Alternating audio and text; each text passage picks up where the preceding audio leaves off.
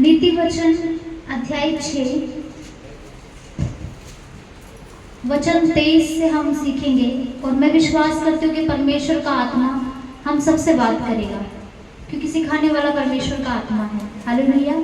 आइए पढ़ते हैं वचन। आज्ञा तो दीपक है और शिक्षा ज्योति, और सिखाने वाले की डांट जीवन का मार्ग है। आज्ञा तो दीपक है और शिक्षा ज्योति, और सिखाने वाले की डांट जीवन का मार्ग है। दीपक, ज्योति, जीवन का मार्ग।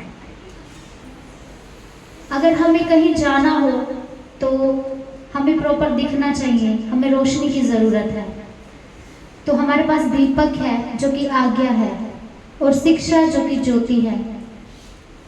अगर दीपक है और ज्योति भी है, लेकिन अगर रास्ता ना पता हो, जहाँ पर जाना है अगर वो क्लियर ना हो, तो दीपक का होना भी व्यर्थ ही है। दीपक किसी काम का नहीं ना, अगर हमें ये ही नहीं पता कि किस रास्ते पर हमें जाना है। तो वचन कहता है कि जीवन का मार्ग जो है वो सिखाने वाले की डांट है। आज्ञा क्या है? दीपक। शिक्षा क्या है? ज्योति। और सिखाने वाले की डांट जो है वो जीवन का मार्ग है। सिखाने वाले की डांट जीवन का मार्ग है। आप सभी के कानों तक ये बात पहुंचे। सिखाने वाले की डांट जीवन का मार्ग है। बाइबल कहती है कि बहुत कम लोग हैं जो जीवन का मार्ग प्राप्त कर पाते हैं। एक वचन हम और पढ़ेंगे मत्ती की किताब से, मत्ती अध्याय 7 वचन 14।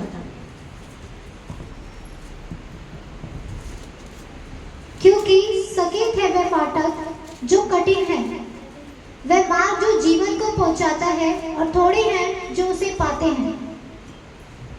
लिखा है कि सकेत है वह फाटक और कठिन है वह मार्ग जो जीवन को पहुंचाता है, और थोड़े हैं जो उसे पाते हैं।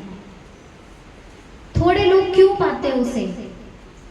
बाइबल कहते हैं कि बहुत थोड़े लोग हैं जो जीवन के मार्ग को पाते हैं, क्योंकि सकेत है और कठिन है। कठिन क्यों है? क्योंकि सिखाने वाले की डांट जीवन का मार्ग है। जब आज्ञा मिलती है तो बड़े ही प्रसन्नता के साथ हम ग्रहण करते हैं। जब शिक्षा मिलती है तब भी सिखाने वाले का रोल जो है वो बड़ा अच्छा लगता है, क्योंकि वो प्रसन्नता के साथ सिखाता है। लेकिन जब बात आती है जीवन के मार्ग की ना, जब इस लेवल पर जब आते हैं तो बहुत कम लोग प्राप्त कर पाते हैं। लिखा है कि बहुत थोड़े हैं जो उसे पाते हैं, क्योंकि वो मार्ग कठिन है और सकेत है। अगर हम जानना चाहें क्यों कठिन है, क्यों सकेत है, तो नीति वचन हमें बताता है कि सिखाने वाले की डांट, सिखाने वाले की डांट जीवन का मार्ग है। मेरे प्रिय,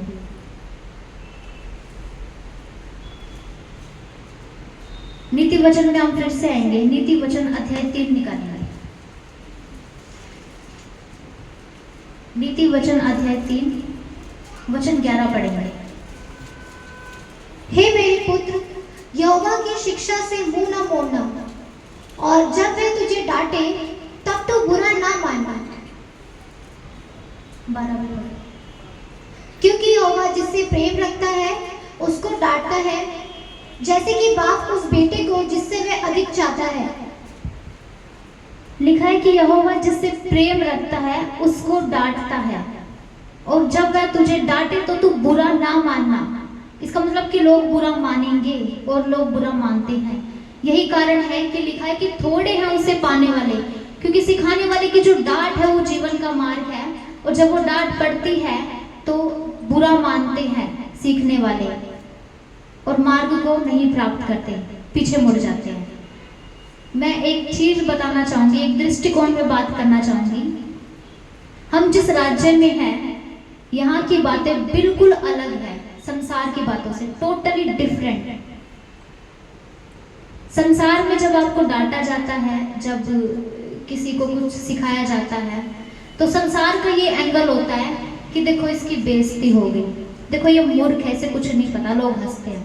लेकिन आपको पता है बाइबल क्या कहती है? जिसे डांटा जाता है, जिसे सिखाया जाता है, जिसकी बेइज्जती की जाती है, बाइबल क्या कहती है? बाइबल कहती है कि तुम्हें प्रेम करता है परमेश्वर, इसलिए तुम्हें डांटता है। एक और एंगल हम पढ़ेंगे, नीति वचन अध्याय 9 इसका 8 हम पढ़ेंगे। ठट्टा करने वालों को ना डांट, ऐसा ना हो कि वह तुझसे बैर रखे। बुद्धिमान को डांट, वह तो तुझसे प्रेम रखेगा। हालेलुया। एक ये है आपकी पहचान। स्वर्ग का राज्य बुद्धिमानों को डांटता है। स्वर्ग के राज्य में जिसे डांटा जाता है उसे बुद्धिमान कहा जाता है। हालेलुया। जब संसार के ग्रुप में आप होंगे, वहां पर किसी को डांट पड़ेगी तो क्या बोलते हैं लोग? बेवकूफ है, कुछ नहीं पता, गधा है, इसलिए डांट सुन रहा है, और हंसते हैं, ठट्टा उड़ाते हैं। लेकिन स्वर्ग के राज्य में जब किसी पर डांट पड़ती है ना, तो परमेश्वर का वचन कहता है कि वो बुद्धिमान है। बुद्धिमानों को डांटा जाता है। जिसे परमेश्वर प्रेम रखता है उसको परमेश्वर डांटता है।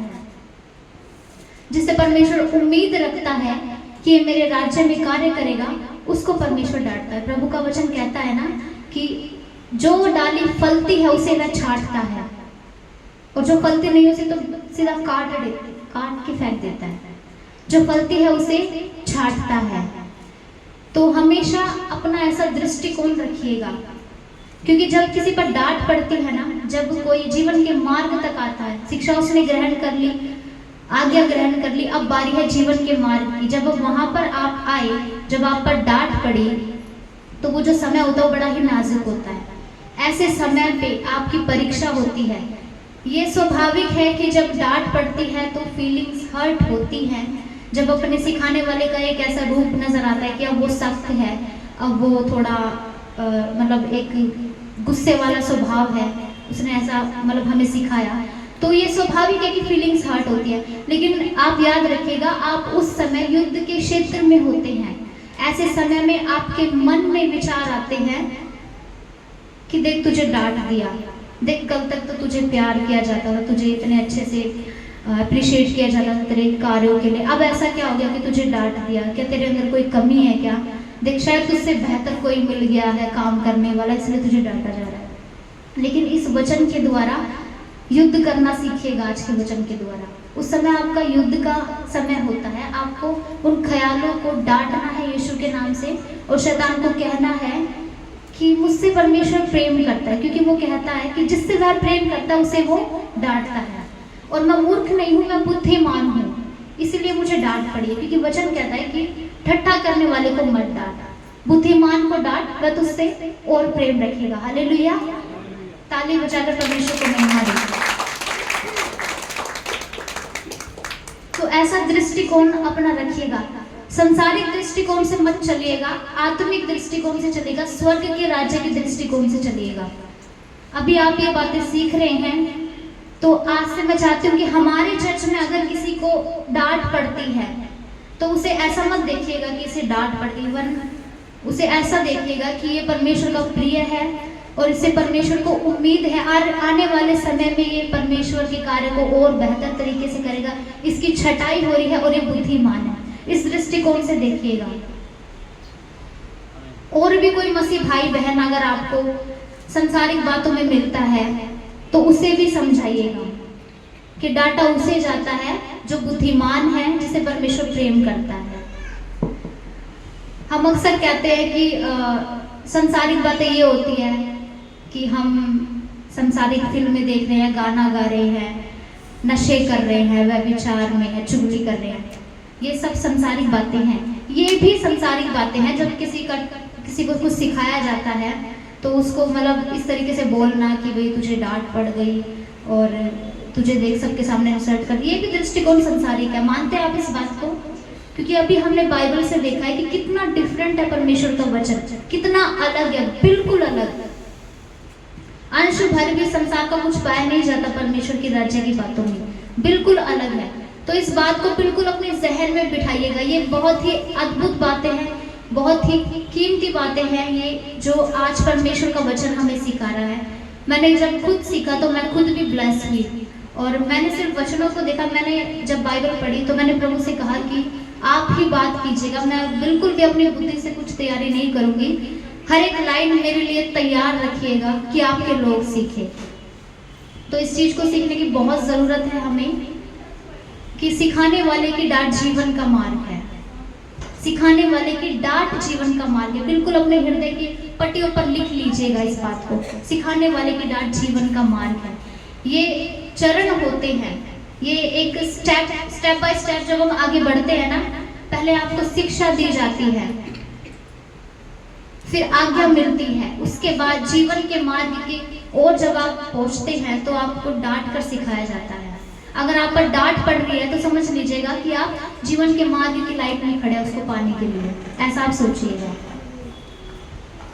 अब हम दो ऐसे कैरेक्टर्स को देखेंगे बाइबल से, जिनमें से एक था जिसने जीवन का मार्ग प्राप्त कर लिया, लेकिन एक था जो नहीं कर पाया। मत्ती की किताब से हम पढ़ेंगे।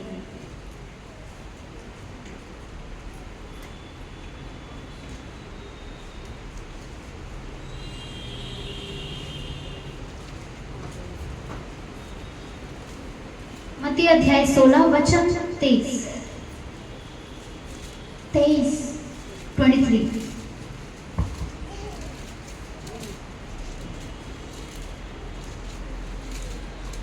उसने मुड़कर पतरस से कहा, हे शैतान, मेरे सामने से दूर हो, तू मेरे लिए ठोकर का कारण है, क्योंकि तू परमेश्वर की बातों पर नहीं परंतु मनुष्य की बातों पर मन लगाता है। कितने लोगों ने ये वचन पढ़ा है? कौन बोल रहा है ये? किसको? पतरस को बोल रहा है, नाम यहाँ पर लिखा है ना। तो पतरस को यीशु मसीह ने डांट लगाई, कितनी सख्त डांट है ना, सीधा बोल देना शैतान। आज की कलीसिया ऐसी डांट बर्दाश्त कर लेगी क्या? नहीं, एक सेकंड में चल छोड़ देंगे, है ना, छोड़ देंगे ना। पतरस को ऐसी डांट पड़ी, बोला कि हे शैतान दूर हो जा, क्योंकि तू मनुष्यों की बातों पर मन लगाता है, परमेश्वर की बातों पर नहीं। तो पतरस ऐसा व्यक्ति है जिसने ऐसी डांट सुनी और इसने जीवन के मार्ग को ग्रहण भी किया। पतरस दीन व्यक्ति था। यही पतरस यीशु के लिए मरा, उल्टे क्रूस पर मरा। यही पतरस, इसी पतरस ने यीशु से प्रेम करना नहीं छोड़ा, क्योंकि वो जानता था कि मैं बुद्धिमान हूँ अगर मुझे डांटा जा रहा है तो। वो जानता था कि यीशु उससे प्रेम करता है अगर यीशु उसे डांट रहा है तो। वो जानता था, उसने यीशु को नहीं छोड़ा। यही पतरस आगे चल के कहता है, जब यीशु ने कहा कि तुम अगर जाना चाहते हो तो चले जाओ, इसी पतरस ने ये डांट सुनने के बावजूद भी कहा कि प्रभु अनंत जीवन की बातें तो तेरे पास है, हम तुझे छोड़कर कहाँ जाए। हालेलुया।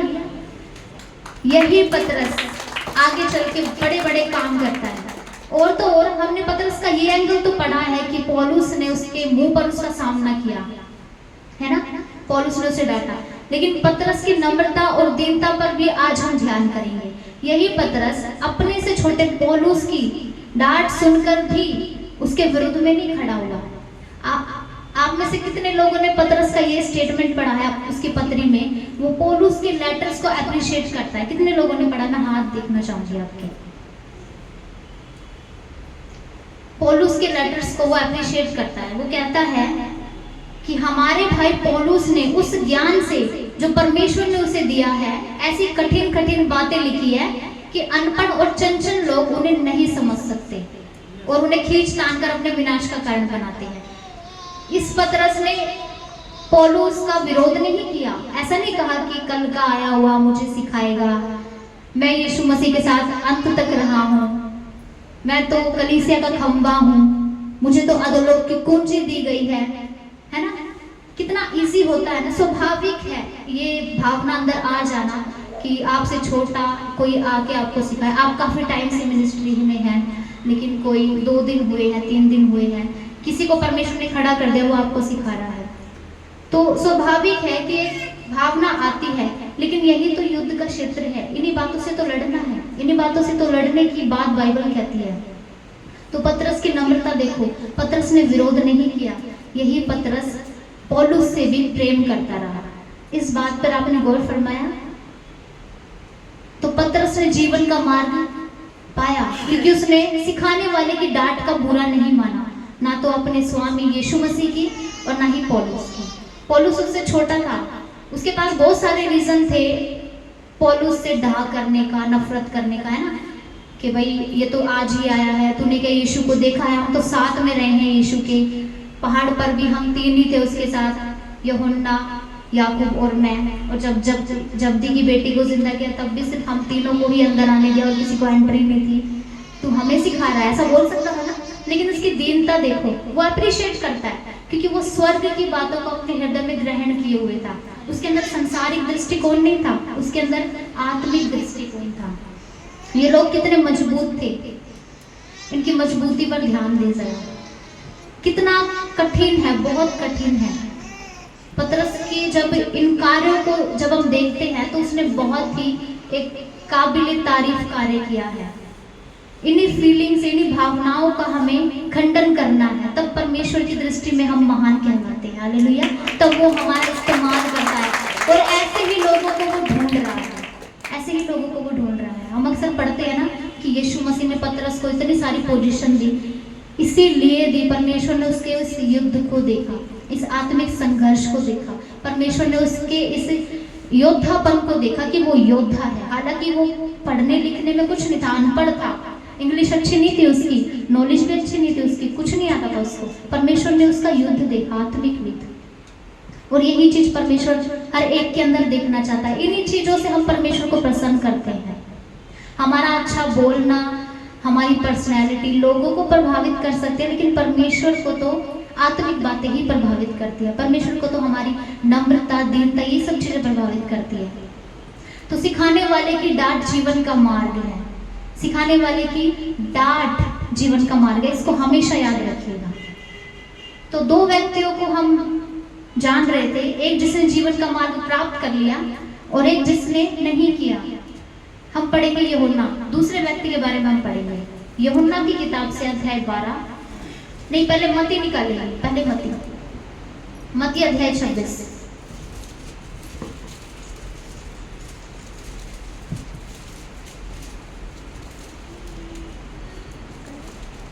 छह से पढ़िए, 6 से 16। जब यीशु बैतनिय्याह में शमौन कोढ़ी के घर में था, तो एक स्त्री संगमरमर के पात्र में बहुमूल्य इत्र लेकर उसके पास आई, और जब वह भोजन करके बैठा था तो उसने उसके सिर पर उडेल दिया।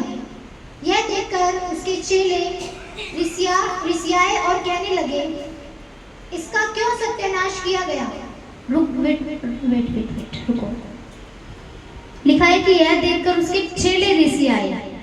यहाँ पर सारे चेलों का नाम दिया है, लेकिन यूहन्ना की पुस्तक हमें बताती है उस चेले का नाम कि वो कौन था। यूहन्ना की पुस्तक में एक बार आना, फिर वापस हम यहीं पे आएंगे। यूहन्ना अध्याय 12 वचन 3 से 8।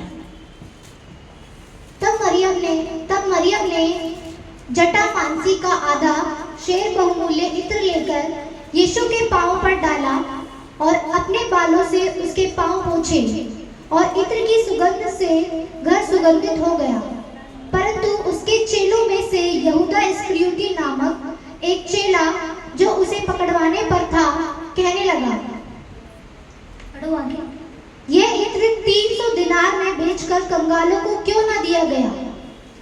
उसने यह बात इसलिए नहीं कही कि उसे कंगालों की चिंता थी, परंतु इसलिए कि वह चोर था और उसके पास उनकी थैली रहती थी, और उसमें जो कुछ डाला जाता था वह निकाल लेता था। बस वापस मत्ती में आएंगे, 9 से पढ़ना। इसे तो अच्छे दाम पर बेचकर कंगालों को बांटा जा सकता था।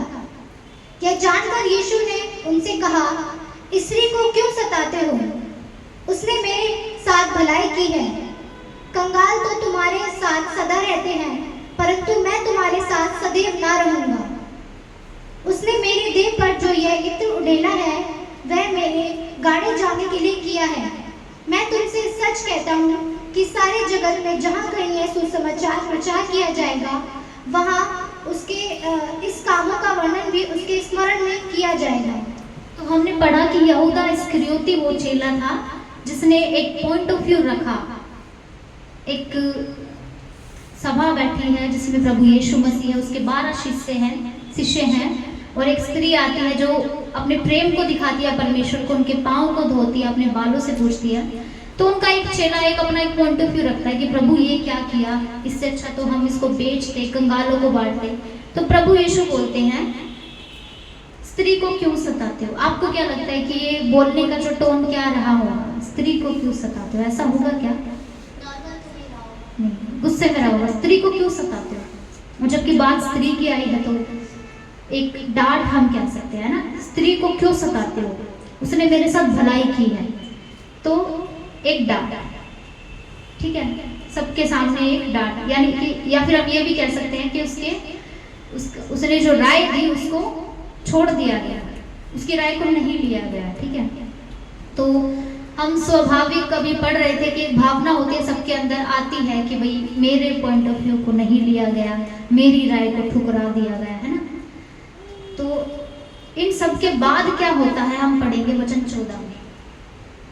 तब यहूदा इस्करियोती ने, जो 12 चेलों में से एक था, प्रधान याजकों के पास जाकर कहा, यदि मैं उसे तुम्हारे हाथ पकड़वा दूं तो मुझे क्या दोगे? बस लिखा है कि तब, ऐसा नहीं लिखा कुछ दिनों बाद या फिर एक दिन, लिखा है तब, यानी कि इन बातों के तुरंत बाद, इन बातों के तुरंत बाद लिखा है कि तब यहूदा इस्करियोती ने, इसका मतलब कि सिखाने वाले की डांट का बुरा मान गया, सिखाने वाले की डांट का बुरा मान गया। यही कारण है कि जीवन के मार्ग तक नहीं पहुंच पाया। आप सभी को आगे की कहानी पता है, और बाद में पछताया भी, लेकिन उसका कोई फायदा नहीं, क्योंकि हमारे लिए जो स्टेप रखा है ना स्वर्ग के राज्य में जाने के लिए, स्टेप बाय स्टेप जो चीजें रखी है परमेश्वर ने, एक बार जो ठहरा दिया वैसे ही आना पड़ेगा। जो रास्ता परमेश्वर ने बनाया है ना यीशु, उस रास्ते से ही होकर आना पड़ेगा। कोई भी इतना क्या वर्ड यूज करूं, कोई इतना स्पेशल नहीं है कि किसी के लिए कुछ चेंज हो जाएगा, कि आपके लिए शॉर्टकट बन जाएगा कि बेटा कोई नहीं, चल तो इधर से आ जा। जो रास्ता बनाया गया है, जो चीजें रखी है वैसे ही आना पड़ेगा। सिखाने वाले की डांट जीवन का मार्ग है, तो डांट सुनकर ही परमेश्वर के राज्य में प्रवेश करना पड़ेगा। डांट सुनकर ही अपने आप को नम्र और दीन बनाकर स्वर्ग के राज्य में प्रवेश करना पड़ेगा। ऐसा नहीं कि डांट पड़ी तो दूसरा चर्च ज्वाइन कर लिया। एक फीलिंग को मैं बता रही हूँ, हर चर्च इससे ग्रस्त है बहुत, क्योंकि वचन खुद बता रहा है कि बहुत थोड़े हैं, और हम बहुत धन्य लोग हैं जो आज इस बात को सीख रहे हैं। बहुत धन्य लोग हैं, हम परमेश्वर को धन्यवाद दें, ताली बजाकर, क्योंकि आशीष की बातें हर चर्च बताएगा, चंगाई की बातें हर चर्च बताएगा। यीशु मसीह इतना कमजोर नहीं है कि सिर्फ आशीष देने वाला, सिर्फ चंगाई करने वाला। हम इन बातों को बोलकर यीशु मसीह की बराबरी संसारिक देवी देवताओं से करते हैं। हम वो क्यों नहीं बताते यीशु मसीह के बारे में, जो सिर्फ यीशु मसीह कर सकता है और कोई नहीं कर सकता। अनंत जीवन की बातें हम क्यों नहीं बताते? तो अनंत जीवन की बातों पर हमारा फोकस हो, और परमेश्वर का फिर से धन्यवाद कि ये बातें परमेश्वर ने दी। सिखाने वाले की डांट जीवन का मार्ग है, हमेशा अपने जहन में रखिएगा। जब किसी पर डांट पड़ेगी तो 100% आपके पास टेम्पटेशन आएगा, आपके पास ये आवाजें आएंगी आपके जहन में, आपकी फीलिंग्स का हर्ट होना स्वाभाविक है, वहां तक परमेश्वर कुछ नहीं कहता। लेकिन जब आप गलत निर्णय लेते हैं ना, गलत आवाजों को सुनकर, तब परमेश्वर को तकलीफ होती है। आपकी फीलिंग्स हर्ट हुई, आपको बुरा लगा, तो आपका काम ये है कि आप बाइबल को उठाए और पढ़े उस वचन को, जहाँ पर परमेश्वर कहता है कि मैं जिसे प्रेम करता हूँ उसे डांटता हूँ, जो डाली मुझ में बनी रहती है उसे और फलने के लिए मैं छांटता हूँ, और बुद्धिमान को डांटा जाता है। इन वचनों के द्वारा युद्ध कीजिएगा उस फीलिंग से जब कभी आपको डांटा जाए, और हमेशा ये दृष्टिकोण रखिएगा जब किसी को डांटा जाए कि ये स्वर्ग के राज्य में बुद्धिमान है, ये परमेश्वर का प्रिय है, परमेश्वर को इस व्यक्ति से उम्मीद है, इसीलिए इसे डांटा जाता है। कितने लोग विश्वास करते हैं कि परमेश्वर जब आपको डांटेगा तो स्वर्ग से एक आग आएगी या फिर यीशु मसीह उतर कर आएगा और आपको डांटेगा? कोई नहीं विश्वास करता। कैसे डांट पड़ेगी? डांटने वाला कौन होगा? हमारा अगुआ। या राइट, आपका अगवा हो सकता है डांटने वाला, आपके पास्टर होंगे, जो संडे स्कूल के बच्चे होते हैं उनका कोई लीडर हो सकता है, आपके माता पिता भी हो सकते हैं, क्योंकि जब शुरुआत तो घर से ही होती है ना, मसीह परिवार में हम सिखाते हैं। आपका टीचर भी हो सकता है। तो सिखाने वाले की डांट जीवन का मार्ग। कभी भी ये नहीं सोचना कि ये तो पास्टर है, ये तो इंसान है, इसने मुझे डांट दिया। नहीं, पास्टर ओहदे पर है और वो परमेश्वर का ठहराया हुआ है। आपका लीडर ओहदे पर है, आपके माता पिता भी ओहदे पर है, उन्हें भी परमेश्वर ने इजाजत दी है सिखाने की। सिखाने वाले की डांट जीवन का मार्ग है, वही आपको अनंत जीवन तक लेकर जाएगी। तो इस दृष्टिकोण को हमेशा बनाकर रखिएगा। तो आप परमेश्वर के प्रिय कहलाएंगे। आज मैंने वो रास्ता बताया है आपको जिससे होकर आप परमेश्वर से मिल सकते हैं। उम्मीद करती हूँ कि आप इसको ग्रहण करेंगे और इस पर चलेंगे। परमेश्वर को महिमा मिले सारी।